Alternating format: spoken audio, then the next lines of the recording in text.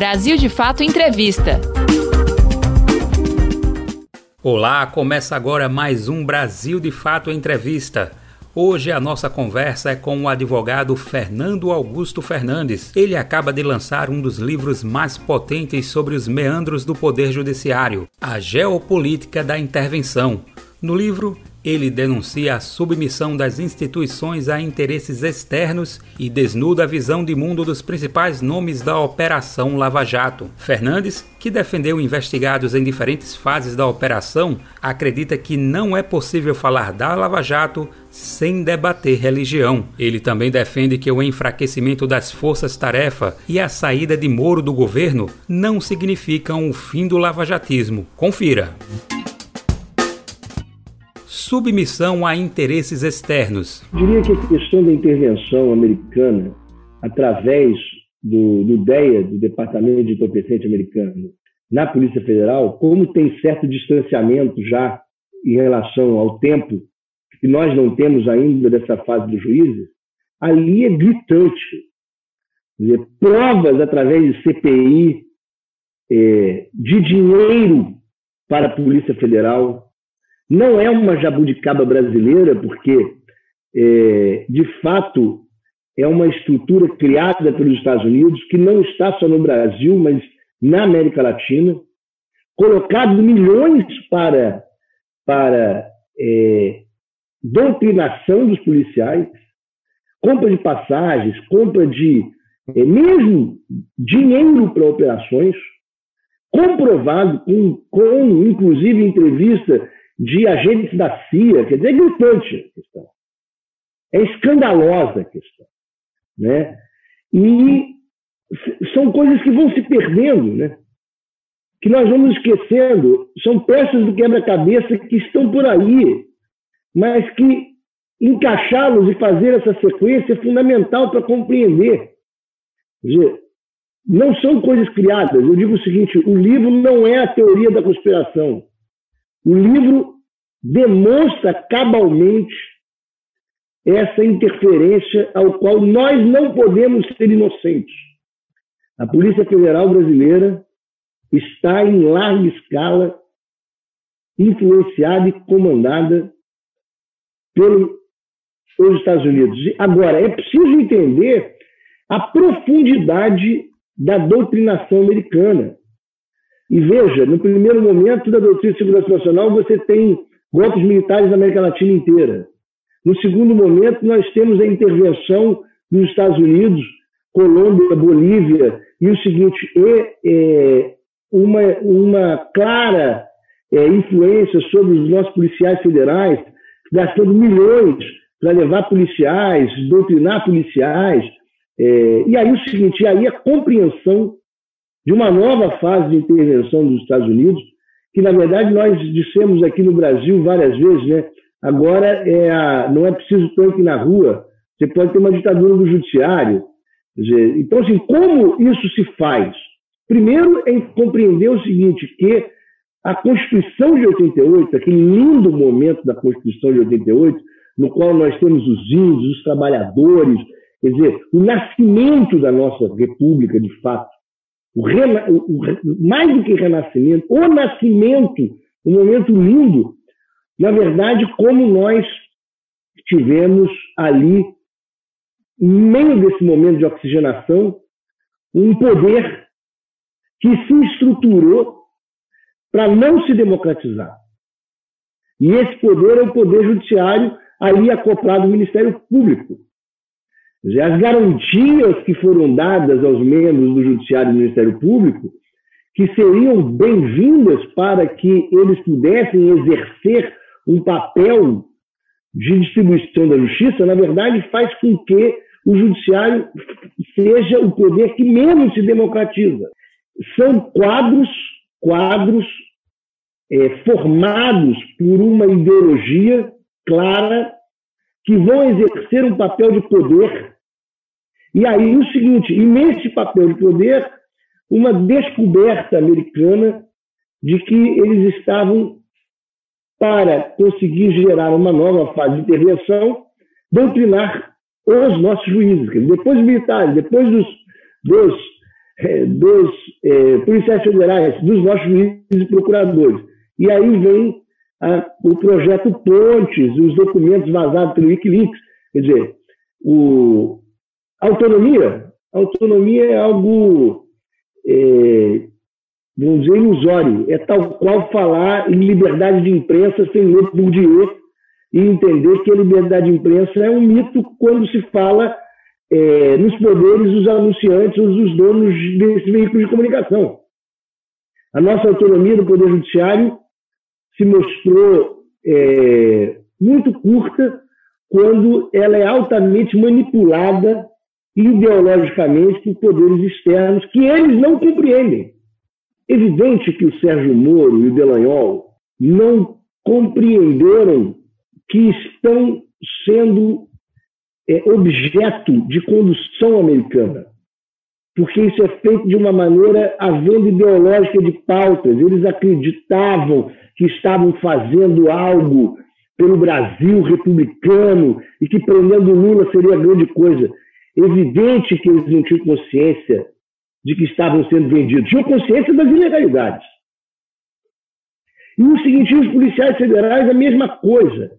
A intervenção é tão profunda que faz com que os policiais federais, ganhando fortunas para operações, acreditem que estão fazendo um grande papel pelo país. E o seguinte, os Estados Unidos aproveitam e vendem arma, vende helicópteros, vende escutas telefônicas, ou seja, os investimentos de intervenção, eles não só têm efeitos políticos radicais da nossa história, mas esse investimento volta. Volta com a guerra armamentista, que antes era sustentado pela Guerra Fria e agora é sustentado pela guerra às drogas. Investigados pela Lava Jato. Eu trouxe no livro aqueles casos que são publicamente conhecidos, né? E que têm um reflexo direto em fases decisivas da Operação Lava Jato, que é a fase 1, Paulo Roberto Costa, e depois vem a fase Lula, que eu defendi tanto o Paulo Okamoto, presidente do Instituto Lula, quanto em determinados momentos colaborei muito, junto com 3 deputados, com Paulo Teixeira, com Paulo Pimenta, que era líder do PT na Câmara, e com Adir Damus, em duas ações muito importantes. No habeas corpus, que visava soltar o Lula naquele domingo, que nós obtivemos uma decisão para soltar o Lula, e que, apesar de ela não ter sido cumprida, essa decisão é muito importante para se compreender que o judiciário não pensa todo igual, ou seja, colocar em xeque que a Operação Lava Jato não é a visão integral do Poder Judiciário e que, se não houvesse a fraude das distribuições para que tudo ficasse sempre na mão das mesmas pessoas, numa coluna vertebral, haveria decisões diferentes. Isso que prova a soltura do Lula naquele domingo, a tentativa de soltura do Lula no domingo, e assim como obtivemos a decisão do Lewandowski garantindo a entrevista do Lula. Foram 3 ações, uma da Folha de São Paulo, Mônica Bergamo, uma do professor Fernandes e uma do próprio Lula, pelo Adir Damus como advogado, junto comigo, que era subestabelecido do Adir Damus, e o Paulo Pimenta e o Paulo Teixeira. O que demonstra isso? Veja como as coisas se conectam. Da mesma maneira, o Fux, que estava na presidência como vice-presidente, dá uma decisão e suspende a decisão do Lewandowski. Ao que se repete agora com a questão do Marco Aurélio, né, e a questão do traficante.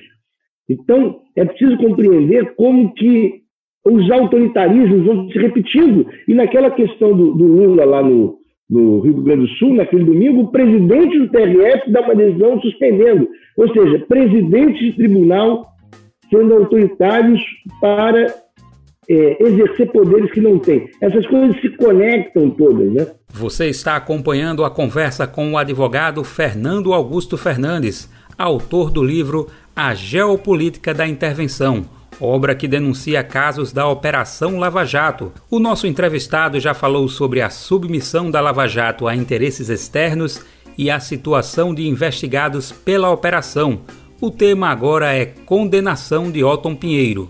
Eu sou advogado, inclusive eu quando tive o habeas corpus para soltar o almirante Otton, ele é uma pessoa que historicamente se vê a importância dele no projeto nuclear brasileiro, mas é o seguinte, mas você sabe que ele que foi responsável por um projeto secreto durante, inclusive, o regime militar, em cima do apartamento dele haviam agentes da CIA monitorando o apartamento durante essa época. Veja o tamanho da importância do almirante Otton.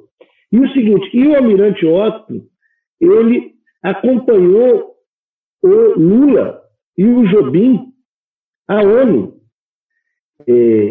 recusando, ajudando ao governo brasileiro a recusar determinadas exigências do governo americano em relação aos nossos projetos nucleares. E o seguinte, bastou o almirante Otton ser preso para que esses pedidos americanos retornassem imediatamente. Ou seja, muito claro que havia uma ajuda americana. E o seguinte, o livro traz uma coisa fundamental. Quando nós cruzamos essa informação com o escândalo que teve nos Estados Unidos, né, revelado pelo Glenn Greenwald, sobre o Snowden, que demonstra que os Estados Unidos já monitoravam a Dilma, já monitoravam a Petrobras, quer dizer, já sabiam dos desvios. Não estamos dizendo que não houve desvio, já sabiam dos desvios. E o seguinte, quando o Obama falou para o Lula de que, olha, nós queremos entrar no pré-sal e o Lula disse não, ali tinha claramente um recado sobre, olha, nós precisamos resolver o problema do petróleo brasileiro. Não é à toa que os Estados Unidos invadiu o Iraque, se aproveitando de 11 de setembro. Então, aqui é a mesma coisa. Então, quer dizer, já o direcionamento para o almirante Otton e a retirada dele de circulação é um simbolismo de enfraquecimento do Brasil, não só no petróleo, mas no seu projeto de independência nuclear. A questão é muito profunda, muitas delas nós ainda vamos descobrir. Mas o fato é, o almirante Otton assumiu a defesa depois da sentença de primeira instância, mas ele tem a pena mais alta da Lava Jato. Ele tem a pena maior do que o Sérgio Cabral. Portanto, o seguinte, foi a primeira sentença dada pelo Bretas, como um exemplo de poder. Ele passou praticamente 2 anos preso antes de assumir a defesa de um centro de fuzileiros navais. Para aqueles que acham que aquilo ali é garantia, é inacreditável como ele estava praticamente numa Guantánamo, porque sua cela era pequena, absolutamente contato com ninguém, até suicídio ele tentou, praticamente, ele iria tentar suicídio se não fosse interrompido por uma militar, porque ele era monitorado por câmera, uma solidão absoluta, um troço terrível que ele viveu. A Lava Jato e a religião.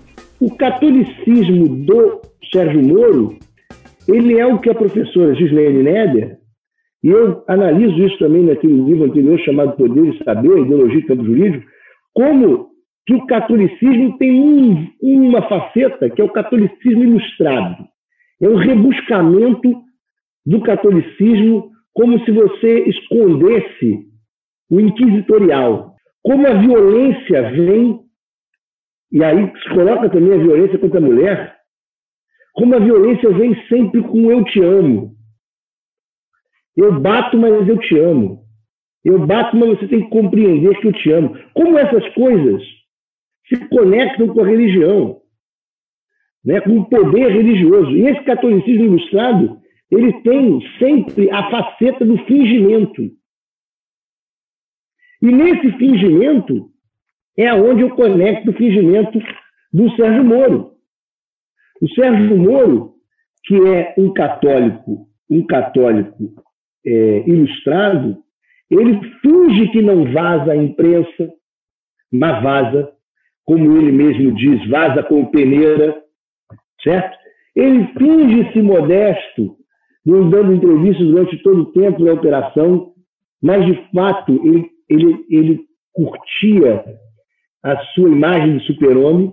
Ele foi educado num colégio chamado Caminho da... que é o seguinte, um colégio chamado Escola Santa Cruz, que é um colégio de freiras, e tem como caminho da perfeição algo fundamental na sua educação. E ela é da mesma linha da Faculdade Notre Dame, que vai depois fazer uma homenagem a Sérgio Moro. As conexões são muito mais profundas do que se parece. Veja que eu mostro no livro essas fotos dele sendo... E aí o seguinte, aí você percebe também como essas questões se conectam com o Dallagnol, de outro ponto de vista. O Dallagnol fez uma greve de fome contra a soltura do Lula, lembrando um pastor chamado Enéas Tognini, que durante a ditadura militar utilizou essa questão do jejum, né, para a repressão, como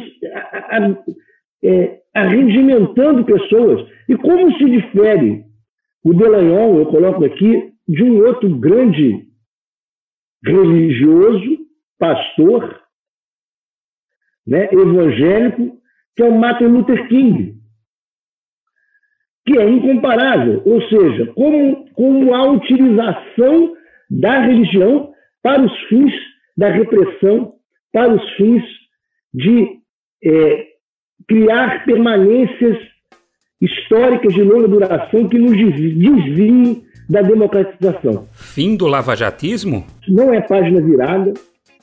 Nós estamos ainda neste momento histórico.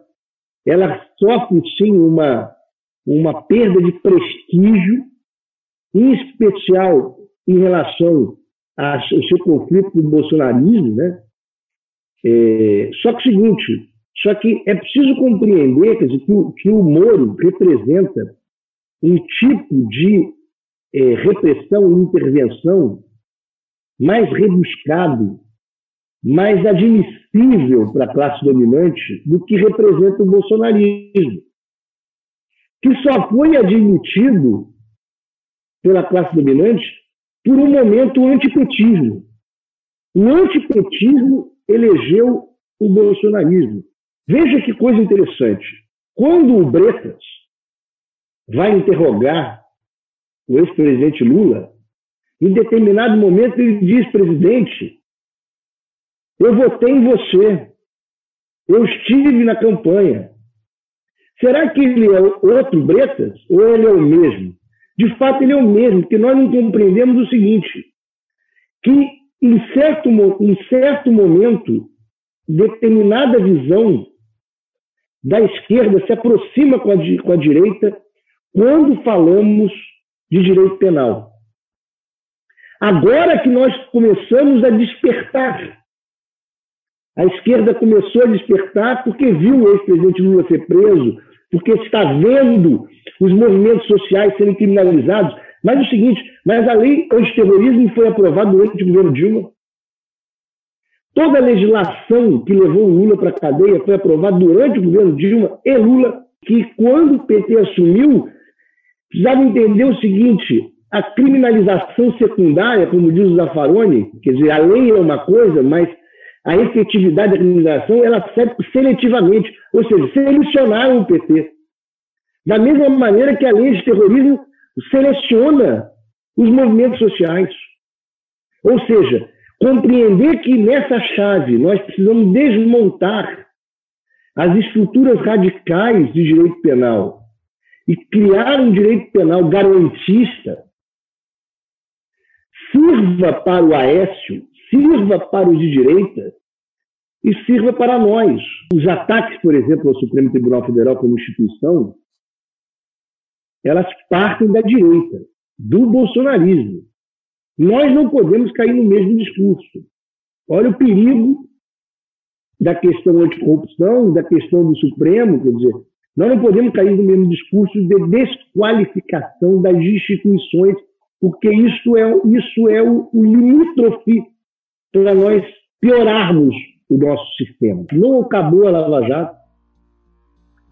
É um perigo ainda como eles podem se acoplar de outras maneiras e como para que possamos criar uma nova resistência do ponto de vista jurídico, constitucional, do ponto de vista democrático, é preciso compreender os meandros dessas relações de poder. Meandros religiosos, meandros familiares, meandros econômicos e meandros de visões de mundo. Você acabou de ouvir o BDF Entrevista com o advogado Fernando Augusto Fernandes. Confira outras conversas como essa no YouTube, Spotify, Deezer e outras plataformas do Brasil de Fato. Apresentação: Daniel Lamir. Entrevista: Daniel Giovanais. Edição: Vanessa Nascimento e Emerson Ramos. Coordenação: Camila Salmásio e José Eduardo Bernardes. Direção: Beatriz Pasqualino e Nina Fidelis. Brasil de Fato Entrevista.